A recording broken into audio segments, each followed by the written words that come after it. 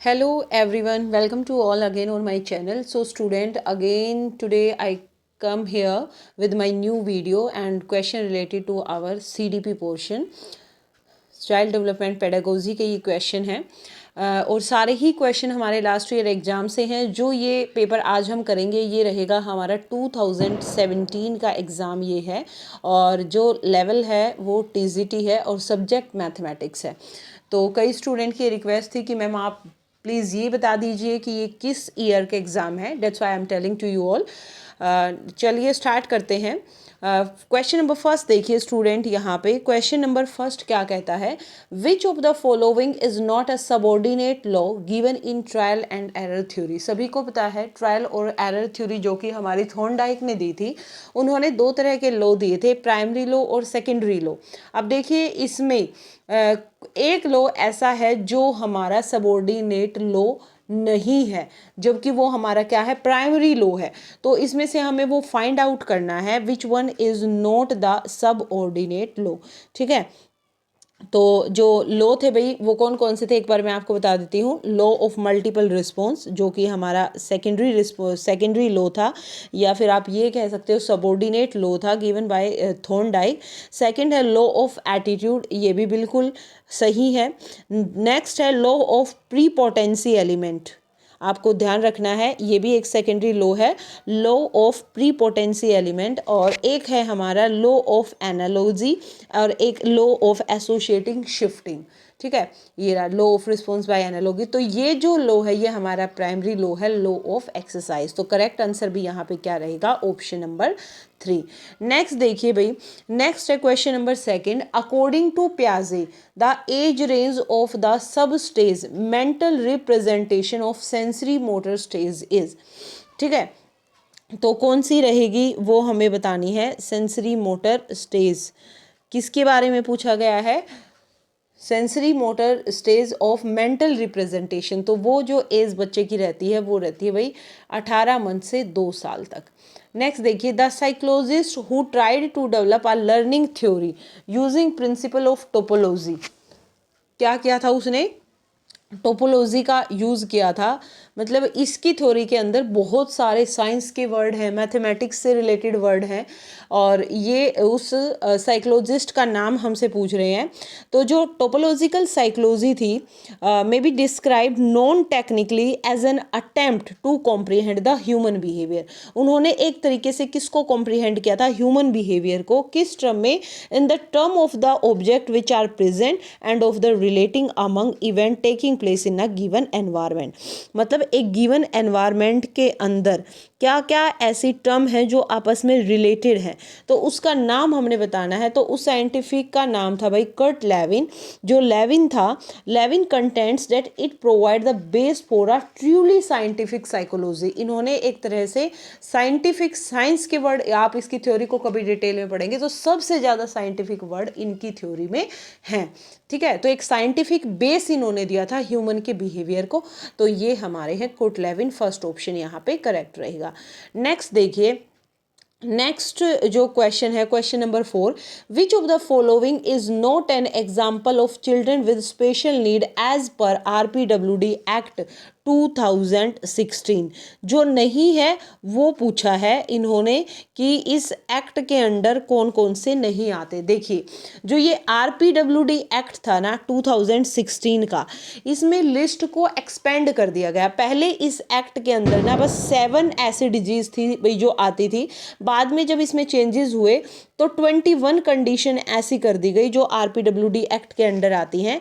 And अब इसमें जो नई ऐड हुई उसमें कुछ बता देती हूँ मैं आपको। जैसे सेरिब्रल पाल्सी है वो ऐड ऑन हो गई, dwarfism, muscular dystrophy, acid attack जो विक्टिम है, हार्ड ऑफ हियरिंग जिनको सुनने में प्रॉब्लम है, स्पीच और लैंग्वेज से जिनके अंदर डिसेबिलिटी है, या भाई किसी को स्पेसिफिक लर्निंग डिसेबिलिटी है। एक हम क्वेश्चन आता है बार बार ऑटिज्म स्पेक्ट्रम डिसऑर्डर का, वो भी RPWD एक्ट के अंदर ही आते हैं। क्रोनिक न्यूरोलॉजिकल डिसऑर्डर है, जैसे इसमें भी काफ़ी डिसऑर्डर आते हैं, वो भी इसके अंडर है। तो इनमें से पूछा है कि कौन सा नहीं आता, तो भाई इसका ऑप्शन रहेगा नन ऑफ दिस, क्योंकि ये सारे आते हैं इसके अंडर। ठीक है, नेक्स्ट देखते हैं, testing used during instruction to aid in planning and diagnosis is known as, मतलब वो परीक्षण जो अनुदेशन के दौरान योजना बनाने एवं निदान के लिए किया जाता है। ठीक है, योजना भी उसी से बनाई जाती है और किसी को कुछ प्रॉब्लम है तो वो भी उसी से सॉल्व की जा रही है।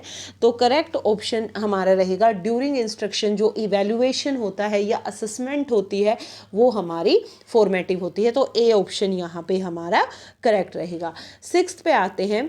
The teacher said Rekha that she is not allowed to participate in game period as she has not completed her homework. तो ये किस चीज़ का एग्जाम्पल है? एक शिक्षक ने रेखा को कहा कि आपने गृह कार्य पूरा नहीं किया तो आपको खेल की कक्षा से वंचित किया जाता है। तो यह किस तरीके का उदाहरण है? क्या ये एक नेगेटिव रेनफोर्समेंट है, क्या ये पनिशमेंट है, क्या ये पॉजिटिव रेनफोर्समेंट है, या एक टेंजिबल अवार्ड है, मतलब एक स्पर्शनीय पुरस्कार है? ये हमसे पूछा गया है क्वेश्चन के अंदर। तो देखिए वहाँ पे क्योंकि रेखा ने काम कंप्लीट नहीं किया था इसलिए टीचर ने उसको अलो नहीं किया गेम पीरियड के लिए। तो ये एक तरह की पनिशमेंट है बच्चे के लिए, ताकि जो वो होमवर्क ना करने का उसका बिहेवियर है उसके उस चीज़ को वो पॉजिटिव वे में कन्वर्ट कर सके, उसको पनिश करके कि वो आगे से अपना होमवर्क करके आए। ठीक है, नेक्स्ट देखते हैं द एबिलिटी ऑफ क्लासिफिकेशन। जो किसी भी चीज़ को क्लासीफाई करने की जो एक एबिलिटी होती है वो ये पियाजे ने स्टेज दी थी। तो कौन सी स्टेज के अंदर वो क्लासिफिकेशन की एबिलिटी हमारे अंदर डेवलप हो जाती है? तो ये होती है भाई कंक्रीट ऑपरेशनल स्टेज के अंदर। ठीक है, क्लासिफिकेशन की जो एबिलिटी है वो कौन सी स्टेज में जाके होती है? कंक्रीट। ये लास्ट से फर्स्ट वाली आप बोल सकते हैं। लास्ट जैसे फॉर्मल स्टेज होती है ना, ये फॉर्मल से पहले वाली है कि एक बच्चे के अंदर मेंटल एबिलिटी इतनी होती है कि वो चीज़ों को क्लासीफाई करना सीख जाता है।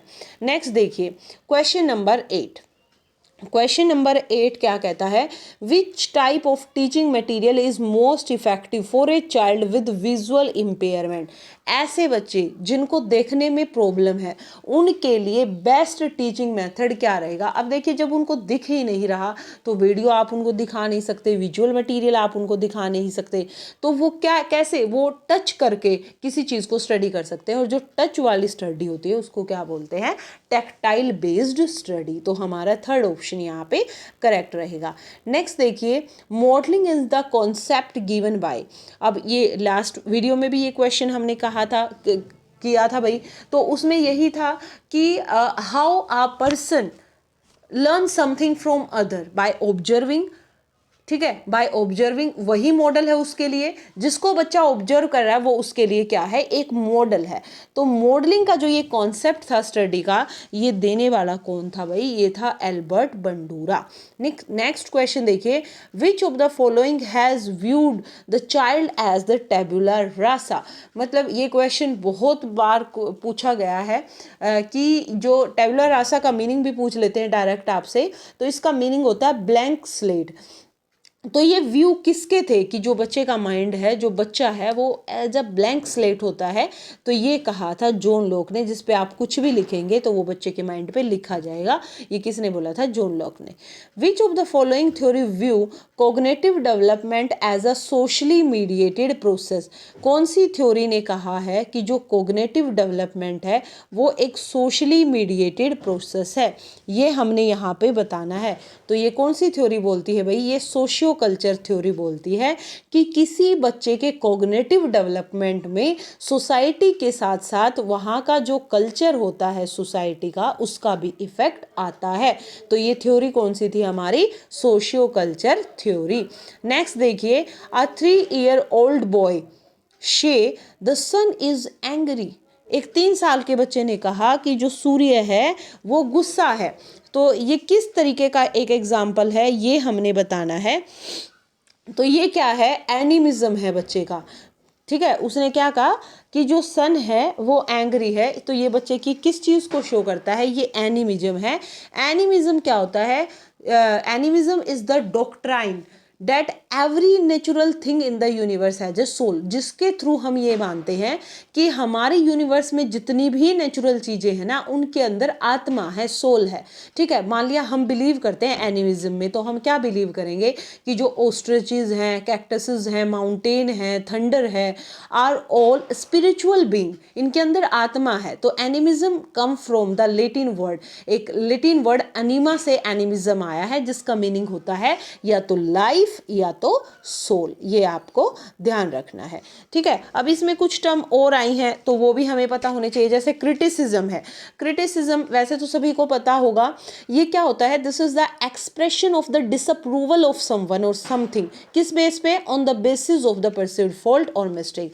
मतलब आपने किसी चीज को डिसअप्रूव कर दिया। क्यों डिसअप्रूव कर दिया? क्योंकि उसमें कुछ कमियां हैं, कुछ फॉल्ट है, वो हमारा क्रिटिसिज्म होता है। एक फिर हमारी एक टर्म है इंट्यूशन, कई बार इसका भी मीनिंग हमसे पूछ लेते हैं। तो intuition is the that feeling in your gut when you instinctively know that something you are doing is right और रॉन्ग। मतलब हमारे अंदर, खुद के अंदर एक ऐसी फीलिंग है जिसे हमें अपने अंदर से ये पता होता है कि जो हम कर रहे हैं वो सही है या गलत है। वो इंट्यूशन है। या कोई दूसरा कर रहा होता है, हमें पहले से फील होता है कि अगर ये ऐसा कर रहा है तो हो सकता है कुछ गलत हो जाए, तो वो इंट्यूशन है आपका, एक फीलिंग है आपके अंदर। ठीक है, फिर उसके बाद है भाई, नेक्स्ट क्वेश्चन पे मूव करते हैं। ईगोसेंट्रिज्म सभी को पता है कि मतलब आत्म केंद्रण, जो बच्चा की सब कुछ मैं ही हूँ, सेंटर ऑफ अटेंशन मैं ही हूँ, जो जिसको हर चीज में अपनी ही बात कहीं ना कहीं सही लगती है।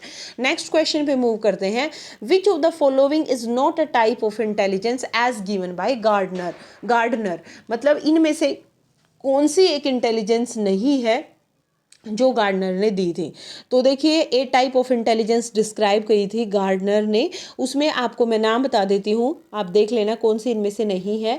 म्यूजिकल इंटेलिजेंस, रिदमिक बोलते हैं जिसको, एक विजुअल स्पेशियल इंटेलिजेंस, इसको विजुअल इंटेलिजेंस भी बोलते हैं, ये भी होती है भाई। वर्बल एक उन्होंने बताई थी, वर्बल मतलब जो हमारी लैंग्वेज से रिलेटेड है, लिंग्विस्टिक। एक लॉजिकल होती है, लॉजिकल जो हमारी मैथमेटिक एबिलिटी को दर्शाती है। ठीक है, एक बोर्डली काइनेस्थेटिक होती है, मतलब आप कितने किसी भी फिजिकल वर्क को करने में सक्षम है, वो इंटेलिजेंस आपके अंदर होती है। एक इंटरपर्सनल इंटेलिजेंस होती है, एक इंट्रापर्सनल होती है, और एक होती है भाई नेचुरलिस्टिक। तो अब आपको पता चल गया होगा, मैंने सारी आपको बता दी। एनालिटिकल इंटेलिजेंस इसके अंदर नहीं आती। ठीक है, नेक्स्ट आते हैं भाई क्वेश्चन नंबर 14 पे। क्वेश्चन नंबर 14 देखिए यहाँ पे क्या कहता है। क्वेश्चन नंबर 14 है, TEACCH programme is mostly used to teach children with. मतलब ये जो एक तरह का प्रोग्राम है, ये किस तरीके के बच्चों को पढ़ाने के लिए यूज़ किया जाता है, ये हमें पता होना चाहिए। देखिए, एक तो टेक है ना, ये एक ऑटिज्म स्पोर्ट रिसर्च और ट्रेनिंग प्रोग्राम होता है। तो मैंने जैसे ही ये बताया, आपने आंसर भी फाइंड आउट कर लिया कि ये किन बच्चों के लिए है। वो बच्चे जिनके को किसकी प्रॉब्लम है, ऑटिज्म की। ठीक है, इसको डेवलप किया था, that was develop by researchers at the University of North Carolina in the 1970 के अंदर। मतलब वहाँ पे काफ़ी रिसर्चेस के बाद इसको डेवलप किया गया था कैरोलिना में, यूनिवर्सिटी के अंदर। और जो टेक है, इसकी एक फुल फॉर्म है होती है, आपको ध्यान रखनी है, treatment and education of autistic and related communication handicapped children. आप इसको नोट डाउन कर ले भाई, मेरे पास इतना बड़ा बोर्ड नहीं है। Again I am repeating, TEACCH की फुल फॉर्म क्या होती है? Treatment and education of autistic and related communication handicapped children, this is the full form of TEACCH. ठीक है, क्वेश्चन नंबर 15 पे मूव करते हैं। क्वेश्चन नंबर 15 क्या है? Which of the following studied moral development in the children. Moral development को बच्चों के अंदर जो स्टडी किया गया था, ये किसने स्टडी किया था, जस्ट हमने ये बताना है। तो सभी को पता है आई थिंक ये, कि जो मोरल डेवलपमेंट स्टडी हुई थी वो दोनों ने की थी, कोहलबर्ग ने भी की थी और प्याजे ने भी की थी। तो both 1 and 2 are correct here, C option is the correct one. Next देखिए, सॉरी स्टूडेंट, क्वेश्चन नंबर 20 पे मूव करते हैं भाई। According to Freud, the age range of the oral stage of psychosexual development. Psychosexual development की जो stage दी थी Freud ने, oral, anal, genital, ये सारी स्टेज दी थी इन्होंने। तो इनमें से जो ओरल स्टेज है उसकी एज रेंज हमसे पूछी गई है कि उसकी एज रेंज क्या होती है। तो करेक्ट ऑप्शन रहेगा बर्थ से लेके after birth to 1 year, birth to 1 year इसकी एज रेंज होती है। नेक्स्ट देखिए, नेक्स्ट क्वेश्चन है the long term memory for how to do things. दीर्घावधि स्मृति जो किसी कार्य को कैसे करे से जुड़ी होती है वो किस तरह की मेमोरी कहलाती है, तो वो हमारी एक प्रोसीजरल मेमोरी होती है। नेक्स्ट देखिए, देखिए भाई ये जो मेमोरी है ना, मैं ये लास्ट वीडियो में एक्सप्लेन कर चुकी हूँ, तो आप वहाँ से जाके देख लेना इनको। The triarchic theory of successful intelligence, जो ये थ्योरी थी इसको देने वाला कौन था, तो ये किसने दी थी भाई, स्टर्नबर्ग ने दी थी, tracking theory of successful intelligence. ठीक है, नेक्स्ट देखिए, the law which is not a part of gestalt view of learning, मतलब गेस्टाल्ट के से रिलेटेड वो लॉ नहीं है, तो वो लॉ कौन सा होता है वो आपको बताना है। तो देखिए 3 लॉ दिए थे गेस्टाल्ट के अकॉर्डिंग, 3 लॉ होते हैं। अब हम वन बाय वन एक बार उनको देख लेते हैं। लॉ ऑफ सिमिलरिटी भी होता है, लॉ ऑफ प्रोक्सिमिटी और लॉ ऑफ क्लोजर, ये तीनों ही गेस्टाल्ट के व्यू थे, लेकिन लॉ ऑफ यूज और डिसयूज ये इनका नहीं है। तो अब इसमें देखिए सबसे पहले हम बात करते हैं लॉ ऑफ सिमिलरिटी की। लॉ ऑफ सिमिलरिटी इनका क्या कहता है कि we perceive the elements as a group if they are similar in shape, size, colour और अदर कैरेक्टरिस्टिक। देखिए मैं आपको एक बार बता देती हूँ, सपोज ये हमने राउंड बनाए, ये 4 बनाएंगे हम इस तरीके से, 1 मिनट समझना भाई इसको।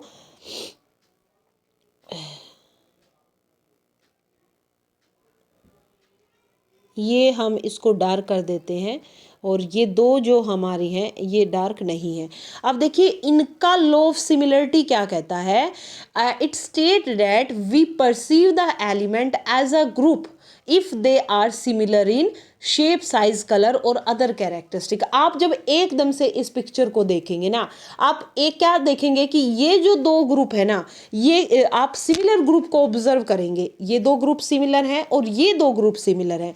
तो इनका लॉ ऑफ सिमिलरिटी यही कहता है कि वी परसीव द एलिमेंट, हम उन एलिमेंट को परसीव करते हैं ग्रुप से जो सिमिलर होते हैं शेप में, या सिमिलर होते हैं साइज में, या फिर किसी कलर में, या फिर किसी और कैरेक्टरिस्टिक के अंदर वो सिमिलर होते हैं।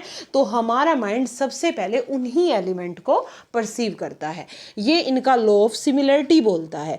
फिर आता है इनका law of proximity. Law of proximity it is a principle in gestalt psychology, जो क्या डिस्क्राइब करता है कि how the human eye perceive the element that are close together as more related than the element that are further apart. मतलब आपके पास कोई 2 element है जो पास है ना, आपकी आई सबसे पहले उस चीज़ को परसीव करती है बजाय कि कोई 2 एलिमेंट जो एक दूसरे से दूर हैं। ये तो लो प्रोक्सिमिटी की बात करता है कि हम किसको परसीव कर रहे हैं, जो एक दूसरे के साथ रखी हैं चीज़ें, उनको हमारी आई पहले परसीव करती हैं। ठीक है, फिर एक लॉ ऑफ क्लोजर है। लॉ ऑफ क्लोजर क्या एक्सप्लेन करता है कि how we perceive the incomplete shape. मान लिया आपको एक शेप दे दी और उस शेप में दोनों शेप एक साथ है, लेकिन एक शेप तो कंप्लीट है और दूसरी शेप कंप्लीट नहीं है। तो लॉ ऑफ क्लोजर क्या कहता है कि आप क्या परसीव करेंगे, जो इनकम्प्लीट शेप होगी ना, आप सबसे पहले उसको देखेंगे। ठीक है, मिसिंग इंफॉर्मेशन की एक इमेज बनेगी उसी टाइम पे आपके माइंड में। ठीक है, जो आपकी आईज हैं वो इग्नोर करेगी मिसिंग इंफॉर्मेशन को और फिल करेगी गैप को विद लाइन, कलर और pattern from the surrounding area, and you have to try to complete that image. ये हमारा कौन सा लॉ बोलता है, ये हमारा लॉ ऑफ क्लोजर बोलता है। ठीक है, मूव करते हैं क्वेश्चन नंबर 4 पे।